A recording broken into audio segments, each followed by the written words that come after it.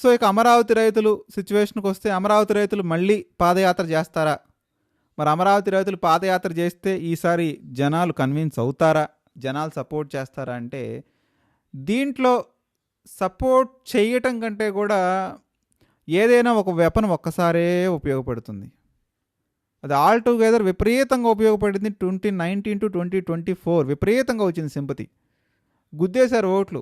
164 సీట్లు వచ్చినాయి. లెగిస్తే చెప్పుకుంటాడు చంద్రబాబు నాయుడు 100% స్ట్రైక్ రేట్ అంటాడు, పవన్ కళ్యాణ్ 100% స్ట్రైక్ రేట్ అంటాడు, బీభత్సం భయానకం అంటాడు. ఓరకు రాలా మీకు స్ట్రైక్ రేటు. వీళ్ళు కష్టపడ్డారు కాబట్టి వచ్చింది స్ట్రైక్ రేట్. అంతేగాని వీళ్ళు చేసిన వీధి పోరాటాలు ఏమి లేవు. ఎవరు వచ్చి చేశారు వీధి పోరాటాలు? టీడీపీ వాళ్ళు, జనసేన వాళ్ళు 10 మంది పేర్లు చెప్పండి. పలానా వాటి మీద వీడు పోరాడారని చెప్పండి. ఏం పోరాటాలు చేశారో చెప్పండి. చంద్రబాబు నాయుడిని జైల్లో పెట్టడం, 2 అమరావతి రైతులను చూసి జనాలు ఓట్లు వేశారు. అంతగా తప్ప వీళ్ళు ప్రతిపక్షంగా చేసిన పోరాటం ఏంది? అసలు ప్రతిపక్షాన్ని బయటకు రానిచ్చాడు జగన్మోహన్ రెడ్డి ఆ రోజు? బయటకు వచ్చి మాట్లాడే సిచ్యువేషన్ ఉందా? వీళ్ళు జైళ్ళు బెయిళ్ళు దీని చుట్టూనే తిరిగింది కదా. మరి అలాంటి సందర్భంలో ఈరోజు మళ్ళీ మేము పాదయాత్ర చేస్తాం అంటే ఈసారి వర్కౌట్ అవ్వదు సిచ్యువేషన్. ఎందుకంటే పాదయాత్ర చేసి వాళ్ళు పాదయాత్ర చేస్తారు. ఎందుకంటే మీకు 10 సంవత్సరాల అధికారం ఇచ్చాం, ఉన్న డబ్బులన్నీ తీసుకెళ్ళి అమరావతిలోనే పోస్తానంటున్నారు, అది లెగిస్తే మునిగిపోయే సిచ్యువేషన్ ఉంటుంది అని ప్రచారం చేస్తారు. ఈసారి అడ్డుకుంటే కోర్టుకు వెళ్తారు, కోర్టుకు వెళ్ళి పర్మిషన్ తెచ్చుకుంటారు, మళ్ళీ పాదయాత్ర చేస్తారు. వాళ్ళ ఇంటెన్సివ్ మోడ్ ఏంటి? జనాన్ని కన్విన్స్ చేయడం. ఎట్లా కన్విన్స్ చేసామనేది ఇంపార్టెంట్. జనంలో ఒక అన్రెస్ట్, ఎవరైతే అమరావతికి ప్రోగా ఉన్నారో, పాజిటివ్గా ఉన్నారో వాళ్ళకి తెలియకుండానే సోషల్ మీడియా ద్వారానో ఎలాగోలాగా ఇంకెన్నేళ్ళు కడతారు, ఎన్నాళ్ళు కడతారు, డబ్బులంతా అక్కడే పోగేస్తున్నారు అనేటువంటి ఒక థాట్ పుట్టించాలి. ఒక ఆలోచన కనుక ప్రజల్లో పుట్టించగలిగితే జగన్మోహన్ రెడ్డి సక్సెస్ అయినట్టే. ఆ ఆలోచన పుట్టినోడు ఆలోచించి వేసే ఓటు ఈవీఎంలో డెఫినెట్గా జగన్మోహన్ ప్రోగానే ఉంటుందని ఆయన భావిస్తున్నాడు. ఆయన స్ట్రాటజీ అదే. ఈసారి అయితే రైతులు పాదయాత్ర చేసినా అంత పెద్ద ఉపయోగం పడేటువంటి అవకాశాలు అయితే ఏముండవు. సో అల్టిమేట్గా చెప్పుకుంటుంది ఏంటి అంటే జగన్మోహన్ రెడ్డి 2 విషయాల్లో క్లారిటీ ఉండాలి. ఎట్టి పరిస్థితుల్లోనూ 34,000 ఎకరాలని ఆ రైతుల్ని ఏం చేస్తాడో జనం ముందు పెట్టాలి.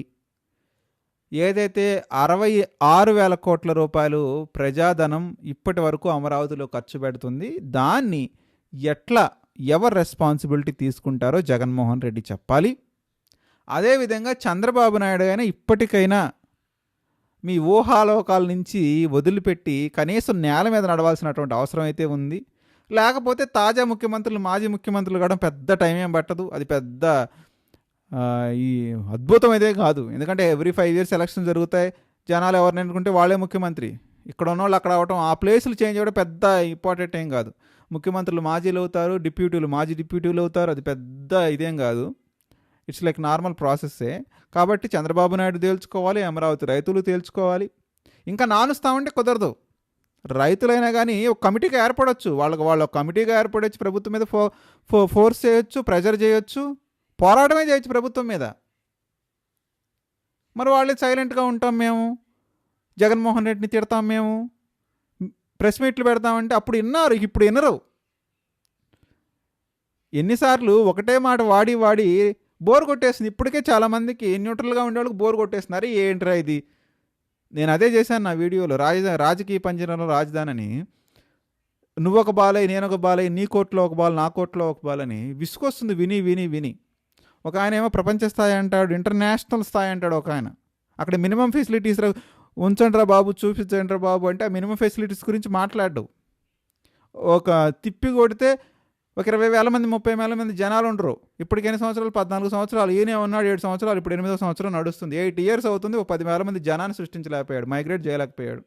ఓ పక్క చూస్తేనేమో ఏదో జాబ్లు అన్నీ పోతున్నాయి, అక్కడ కొనేవాడు దిక్కులేడు. సరే వీళ్ళు ఏదో సెల్ఫ్ ఫైనాన్సిటీ అంటారు, ఓ 2 ఎకరాలు అమ్మి మేము ఇన్ని వేల కోట్లు వస్తున్నాయని మన జనాలు చూపించరు. అది అమ్మి చూపించాలి కదా, లిట్మస్ టెస్ట్ పెట్టాలి కదా. లేకపోతే ఎట్ట తెలుస్తుంది? నేను అనుకుంటున్నాను ఇక్కడ 500 కోట్లు వస్తాయి, 600 కోట్లు వస్తాయి ఎకరానికి. ఎలా వస్తాయి? ఎప్పుడుకి వస్తాయి? ఎలా వస్తాయి కంటే ఎప్పుడుకి వస్తాయి? ఎన్ని సంవత్సరాలు? ఆ ఎన్ని సంవత్సరాలు అమరావతిని ముందు పెట్టి మీరు ఎన్ని సంవత్సరాలు ముఖ్యమంత్రులు అవుతారు? మీరు మరి రాబోయే వారసత్వం అంటే ఇదే కదా, మెయిన్ పాయింట్ ఇదే కదా. ఎన్నిసార్లు మీకు రాజధాని పేరు చెప్పి అధికారం కట్టబెట్టాలి? మీకు ఎన్నిసార్లు కావాలి, ఎన్ని టర్ములు కావాలి అనేది పాయింట్ అక్కడ.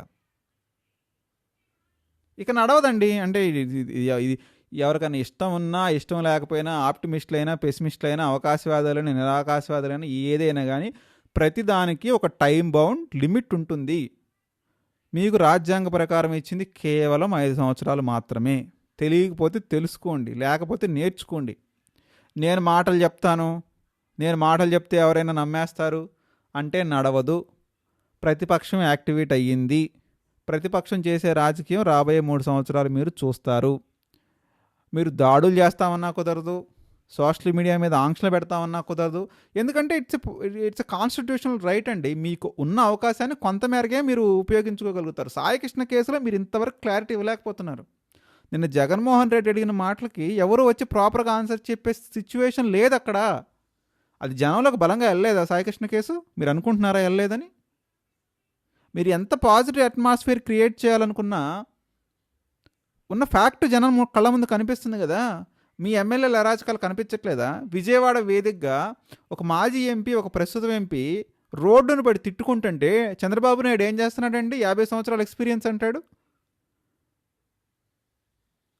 వాళ్ళకి ఏవైతే బొక్కలు ఉన్నాయో, అవినీతి ఉందో ఒకళ్ళనొకళ్ళు బయట పెట్టుకొని ముఖ్యమంత్రులకు లెటర్ రాస్తుంటే, తెలంగాణ ముఖ్యమంత్రికి లెటర్లు రాస్తుంటే మీరు ఏం చేస్తున్నారండి?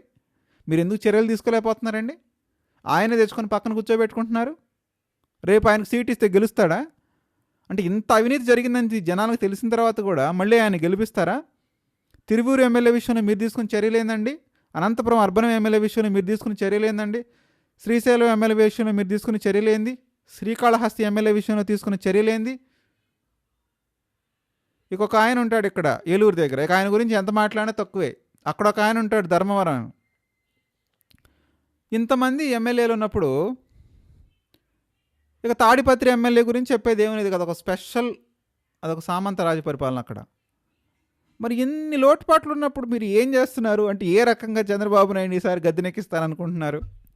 ఏదేమైనప్పటికీ కూడా ఒకవేళ రైతులు ఈసారి పాదయాత్ర చేసినా పెద్ద వచ్చే ఇంపాక్ట్ అంటే నేనైతే భావించట్లేదు. మీరు కామెంట్ చేయండి. నిజంగానే వాళ్ళు పాదయాత్ర చేస్తే మళ్ళీ ఏదో అద్భుతం జరుగుతుంది, మళ్ళీ తీసుకొని చంద్రబాబు నాయుడు కూర్చోబెడతారు అనే అభిప్రాయాన్ని మీరు వ్యక్తపరుస్తున్నారా లేదా? మీ అభిప్రాయాన్ని కామెంట్ రూపంలో తెలియజేయండి.